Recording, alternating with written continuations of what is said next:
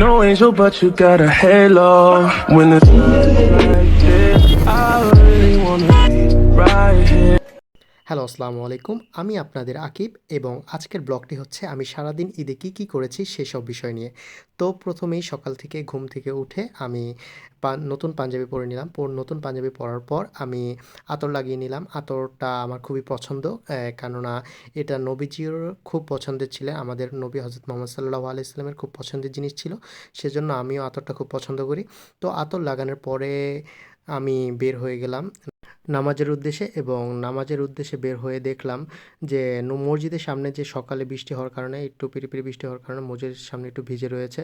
তো ভিজে থাকার কারণে মসজিদে প্রচণ্ড পরিমাণ ভিড়।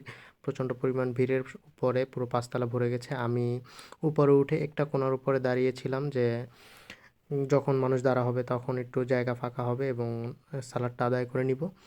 তো সালাদটা আদায় করে নিলাম, যখন মানুষ দাঁড়া হয়েছে একটু সালাদটা আদায় করে তো আমরা ফ্রেন্ডের সাথে বের হয়ে গেলাম। তো আমরা ৭ জন ফ্রেন্ড, ৭ জনের ভিতরে এখন ২ জন আমাদের এখন বাংলাদেশের বাইরে। তো আমরা এখন ৫ জন ফ্রেন্ড মিলে প্রতিবারই কবরস্থান জিয়ারত করি। আমার একটা বন্ধুর বাবা নেই, ওর বাবার কবরস্থান আমরা জিয়ারত করি। সঙ্গে সঙ্গে এই দুনিয়ার সকল কবরস্থান এবং আত্মীয়স্বজন যারা আছে সবার জন্য দোয়া করি আমরা।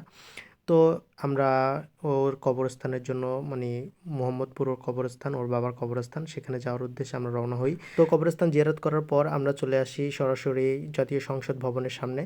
এখানে আমরা কিছুক্ষণ ছবি তুলব এবং কিছুক্ষণ আড্ডা দিব, সেজন্য আমরা চলে আসি এখানে। আর এই হচ্ছে আমার সবচেয়ে দুষ্ট এবং ফাজিল বন্ধু। আপনারা তো জানেনই প্রতিটি ব্যাচে এরকমের একটি দুষ্ট এবং ফাজিল বন্ধু থাকে, আর এরা না থাকলে ব্যাচের প্রাণ থাকে না। মানে এরাই বলতে গেলে একটি ব্যাচের প্রাণ।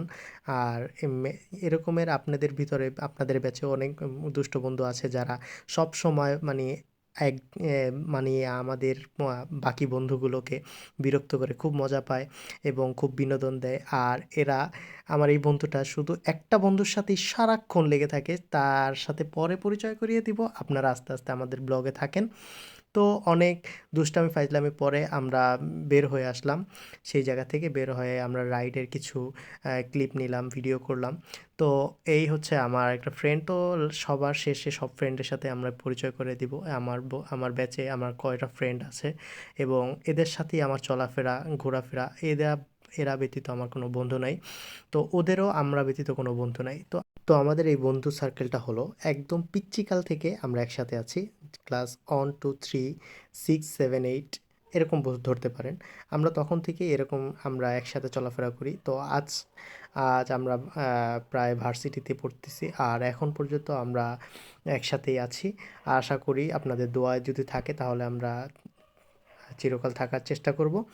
তো আমার সাথে এখন আছে হচ্ছে আজকের ব্লগে এ হচ্ছে তীব্র, যে আমাকে সব বিষয়ে সাহায্য এবং শাসন করে। এ হচ্ছে তপু, আর এ হচ্ছে সবচেয়ে বড় ফাজিল আর সবার প্রাণের প্রিয়।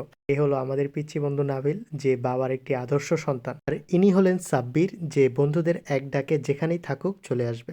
এ হচ্ছে আব্দুল্লাহ, যে আমাকে সবসময় সাহায্য করে, আর ও একজন হাফেজ, যে আমাদের ভালো দিক দেখায় এবং ভালো পরামর্শ দেয় সবসময়। আর একে অপরের সাপোর্টের কথা বলতে গেলে এটা মাপ দিয়ে বোঝানো যাবে না কখনোই। আর এতদিন আমাদের সঙ্গে থাকার কারণ একটাই, সেটা হলো একে অপরের উপর আস্থা এবং বিশ্বাস। তো এই হচ্ছে আমাদের কিছু মজার মুহূর্তের ছবি। প্রবাসীতে আমাদের 2 বন্ধু আছে যারা একদিন আগে আমাদের ঈদ করে ফেলেছে, যে একজন সৌরভ আর একজন হচ্ছে নাজমুল। আর ওদের কথা বলে শেষ করা যাবে না যে ওরা আমাদের জন্য কতটা প্রিয় এবং আমাদের জন্য কতটা গুরুত্বপূর্ণ। পরিশেষে বলা যায় সারাদিনের ঈদ আমাদের এভাবেই কেটেছে, আর এভাবেই আমরা মজা করে সারাদিন তারপর বাসায় ফিরে যাই। তো সারাদিনের আর আগের মতো সেরকম ঈদ বকশিস পাওয়া, নেওয়া দেওয়া এগুলোর ভিতরে যে আনন্দটা ছিল সেই আনন্দটা হারিয়ে ফেলেছি। তো আমাদের জন্য সবাই দোয়া করবেন। আর এটা আমাদের নতুন পেজ আর নতুন ইউটিউব চ্যানেল। তো আমার এই চ্যানেলটাকে সবাই সাপোর্ট করবেন। দেখি আস্তে আস্তে কত দূর যাওয়া যায়। আপনাদের সাপোর্ট ছাড়া কোনো কিছুই করা যায় না, এটাই বাস্তব। আসলে আপনারা সাপোর্ট না করলে কোনো কিছুই হবে না। তো আজকের জন্য এতটুকুই। আল্লাহ হাফেজ, আসসালামু আলাইকুম। ঈদ মোবারক সবাইকে।